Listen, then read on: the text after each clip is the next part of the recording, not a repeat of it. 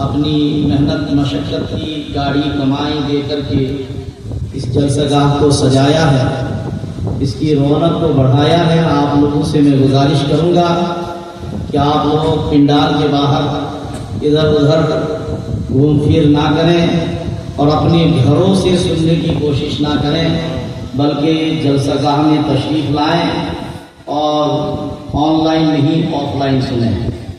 بولیے سبحان اللہ۔ کیونکہ آن لائن اگر سننا تھا تو موبائل میں تو ہے نا، یوٹیوب میں فیس بک میں آپ کو تقریریں مل جائیں گی، اور جس وقتہ کو آپ حضرات نے بلائے ہیں ان کی بھی تقریریں مل جائیں گی۔ تو اگر گھر ہی سے سننا ہے تو موبائل سے سن لیجیے، مگر جو ہے کہ 8 بار شام کے ساتھ یہ جلسہ گاہ سجایا گیا ہے، مقرر حضرات کو بلایا گیا ہے، جیونی وقتہ کو بلایا گیا ہے، لہذا آپ لوگوں کی ذمہ داری ہے کہ آپ لوگ جلسہ گاہ میں تشریف لے آئے۔ اور جو لوگ پیچھے بیٹھے ہیں میں آپ لوگوں سے بھی گزارش کروں گا کہ اگر آپ لوگوں کو تکلیف نہ ہو تو جو ہے سامنے تشریف لے آئے۔ یہ ایسا ہو گیا ہے جیسے کہ ابھی بھوتنی میں سیلاب آ گیا ہے، تو بھوتنی میں تو بہت بڑا سیلاب آیا ہے۔ جب چھوٹا موٹا سیلاب آتا ہے تو جب ہم دھان روپتے ہیں نا تو اس پانی کی وجہ سے کہیں کہیں کھا لیتا ہے، کہیں کہیں باقی رہ جاتا ہے، تو اسی طرح ہو گیا ہے۔ نہیں ہوا ڈاکٹر صاحب؟ یہاں پہ تھوڑا سا جیسے کھیت میں لگاتے ہیں، کہیں پہ تھوڑا سا رہتا ہے، کہیں پہ کھا لیا ہے، کہیں پہ پھر تھوڑا سا کہیں کھا لیا ہے، ویسے ہی ہو گیا ہے مجمع، ہے نا۔ لہذا آپ حضرات سے گزارش ہے کہ آپ لوگ اگر تکلیف نہ ہو، میرے بزرگوں سے گزارش کروں گا تکلیف نہ ہو تو تھوڑا سا آگے آ جائیے، ایک نعرہ لگائیے، اس نعرے کے ساتھ آگے آ جائیے، نعرے تکبیر، نعرے تکبیر، نعرے رسالت، نعرے رسالت، جیوانی و جلسہ زندہ باد، علماء کرام زندہ باد، نعرے تکبیر۔ مگر جو سنیں صرف کام سے نہ سنیں، دل سے سنیں، ہے نا، کیونکہ کام سے سنیں گے تو اس کام سے سنیں گے، اس کام سے نکل جائے گا، دل سے سنیں گے تو وہ دل میں بات رہے گی، ہے نا۔ جیوانی کا مقصد ہی یہی ہے کہ ہم حضور کی جیوانی کے لیے جیوانی وقتہ تشریف لائے ہیں، تو حضور کی جیوانی سن کر کے حضور نے جس طرح زندگی گزاری اس طریقے سے ہم زندگی گزارنے کی کوشش کریں۔ اگر ہم نے جیونی سن کر کے حضور کی زندگی کو سن کر کے ہم نے حضور کی زندگی کے مطابق اپنی زندگی کو بنانے کی کوشش کیا تو گویا کہ ہم نے جیونی سنا بھی اور جیونی کا مقصد بھی پورا ہو گیا۔ لیکن ہوتا یہ ہے کہ صرف ہم کام دیکھتے ہیں، لب و لہجہ دیکھتے ہیں، سور دیکھتے ہیں، تو سور تال شریف دیکھنے سے نہیں ہوگا، ہے نا۔ بہرحال جیونی وقت آ چکا ہے، میں تقریر کے لیے کھڑا بھی نہیں ہوا ہوں، میں صرف آپ کو یہی میسج دینے کے لیے کھڑا ہو گیا کہ آپ بڑی محنت مشقت کر کے اتنی انتظام و انسلام کر کے آپ نے جیونی وقتہ کو بلایا ہے، مگر میں کئی سال سے تو میں خود دیکھ رہا ہوں کہ یہیں پہ کئی سال سے جیونی ہو رہی ہے، میرے پہلے سے بھی بہت سال سے جیونی ہوتے ہوئے ہو رہی ہوگی، مگر بہت سارے لوگوں کو اگر پوچھا جائے کہ آپ نے جو 10 سال جیونی سنا تو یہ تو بتائیے کہ حضور جو ہے کہاں پیدا ہوئے تھے، اس کی زبان سائلنٹ ہو جاتی ہے۔ تو آپ نے 10 سال سے سنا کیا 10 سال کی جیونی میں کوئی جیونی وقت نہیں بتایا کہ حضور کہاں پیدا ہوئے؟ اگر پوچھ لیا جائے کہ حضور کے کتنی اولادیں تھیں تو زبان سائلنٹ ہو جاتی ہے نا۔ یہی اگر کسی فلمی دنیا کے ایکٹرز کے بارے میں پوچھ لیا جائے کہ ان کی کتنی اولادیں ہیں تو پورے ڈیٹیل سے بتائیں گے، کرکٹر کے کتنی اولاد ڈیٹیل سے بتائیں گے، اور حضور کی جیونی ہم 10 سال سے سن رہے ہیں مگر حضور کی کتنی اولاد ہیں اس کے بارے میں اگر کوشچن کر لیا جائے تو زبان سائلنٹ ہو جاتی ہے نا۔ تو جیونی اس لیے سنی جاتی ہے کہ ہم حضور کی ذاتی زندگی بھی سنیں اور حضور کی عملی زندگی بھی سنیں، ذاتی زندگی کو سن کر کے عملی زندگی کو بنانے کی کوشش کریں، تب جا کے جیونی کا مقصد حل ہو جاتا ہے نا۔ میری ماں بہنیں بھی آئی ہوئی ہے، ماں بہنیں جیونی سنیں، ضرور سنیں، مگر جو بولا جائے اس پہ عمل کرنے کی بھی کوشش کریں۔ یہ ربیع ثانی کا موقع چل رہا ہے نا. ربیع الاول گزر گیا اور یہ ربیع ثانی پہلا مہینہ حضور کا مہینہ تھا اور یہ غوث اعظم کا مہینہ ہے. بولیے سبحان اللہ.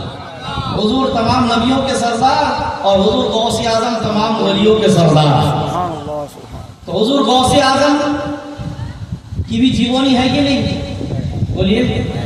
ہر نبی کی ہر ولی کی جیونی ہے، لیکن کامنلی حضور کی جیونی سنی جاتی ہے، امام حسن حسین کی جیونی سنی جاتی ہے. بہت ساری سیکھنے کی چیزیں ہمیں مل سکتی ہے، لیکن یہ حضور کی جیونی ہے، لہذا حضور کی جیونی سیکھیں. لیکن حضور غوث اعظم رضی اللہ تعالی عنہ کی زندگی کا یہ واقعہ میں پیش کر کے ماں بہنوں کو کچھ جو ہے سبق دینا چاہتا ہوں، تاکہ آپ کی زندگی بھی کامیاب ہو جائے اور آپ کے صدقے میں آپ کے بچے کی زندگی بھی کامیاب ہو جائے. حضور غوث اعظم بغداد شریف میں حضور غوث اعظم جیلان میں پیدا ہوئے اور پڑھنے کے لیے بغداد گئے اور بغداد شریف ہی میں آپ نے دین و دین کی خدمت کی اور وہیں پہ آپ کا مزار کرامت ہے.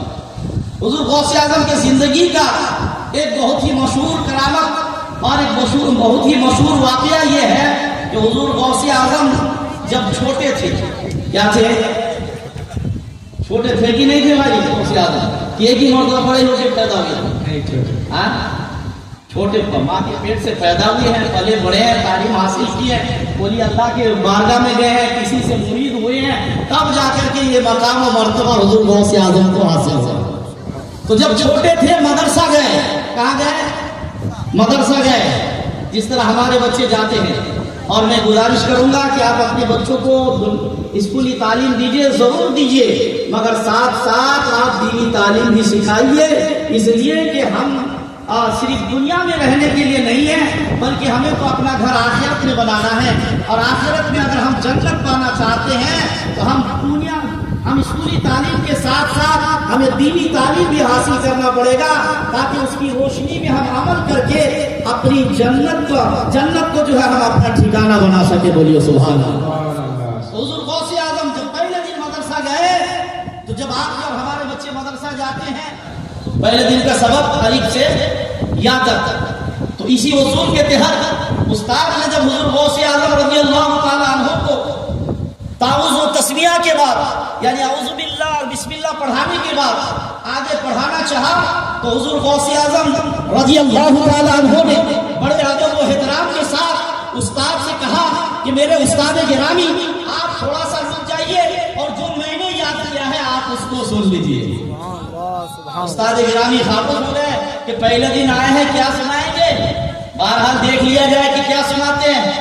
استاد گرامی ان کا جو ٹیچر تھا وہ خاموش ہوئے. حضور غوث اعظم نے سورہ فاتحہ کے بعد الف لام سے شروع کیا اور ایک ہی بیٹھک میں 18 پارہ قرآن مجید اپنے استاد کے سامنے زبانی سنا دیا. اب استاد بھی تعجب میں کہ بچہ پہلے دن مدرسہ آیا ہے اور ایک ہی بیٹھک میں قرآن مجید کے 18 پارہ انہوں نے حفظ سنا دیا. کوئی مذاق بات تو نہیں ہے. اپنے مدرسے میں بہت سارے بچے حفظ کرتے ہیں. پورے قرآن مجید حفظ کرنے سے اگر بہت ہی ذہین بچہ ہو، بہت ہی انٹیلیجنٹ ہو، تو کم سے کم 3 سال لگ جاتا ہے نا. تو آسان بات تو نہیں ہے 18 پارہ قرآن مجید حفظ سنا دینا. مگر برادران ملت اسلامیہ حضور غوث اعظم نے جب 18 پارہ قرآن مجید کی حفظ سنائی تو استاد نے کہا کہ بیٹا قرآن مجید تو صرف 18 پارہ نہیں ہے، 30 پارہ ہے. کتنے؟ 30 پارہ ہے. تو آگے بھی سناؤ. تو حضور غوث اعظم جو ابھی بچپنے کے عالم میں تھے استاد گرامی سے عرض کرتے ہیں کہ حضور مجھے یہیں تک یاد ہے، مجھے یہیں تک یاد ہے. تو استاد کا اور بڑا تعجب ہوا کہ اتنا بھی کہاں سے یاد کر لیا. تو استاد نے پوچھا کہ میرے استاد گرامی جب میں شکم مادر میں تھا، جب میں حمل کی حالت میں تھا، جب میں ماں کے پیٹ میں تھا، تو میری ماں کو 18 پارہ قرآن مجید یاد تھی. 18 پارہ قرآن مجید ان کو 18 پارہ قرآن مجید کی حافظہ تھی. تو وہ گھر کے کام کاج کرتی رہتی تھی، جھاڑو لگاتی تھی، مگر زبان قرآن کی تلاوت میں مشغول رہتی تھی. برتن دھوتی تھی مگر زبان سے قرآن کی تلاوت ہوتی رہتی تھی. पोछा लगाती थी, मगर जबान के कुरान मजीद की आयतें जारी रहती थी। घर के काम काज करती रहती थी, मगर जबान से कुरान मजीद की तिलावत होती रहती थी। तो जब मैं शिकमे मादर में था, माँ के पेट में था, और मेरी माँ तिलावत कुरान करती रहती थी, तो मैं शिकमे मादर में रह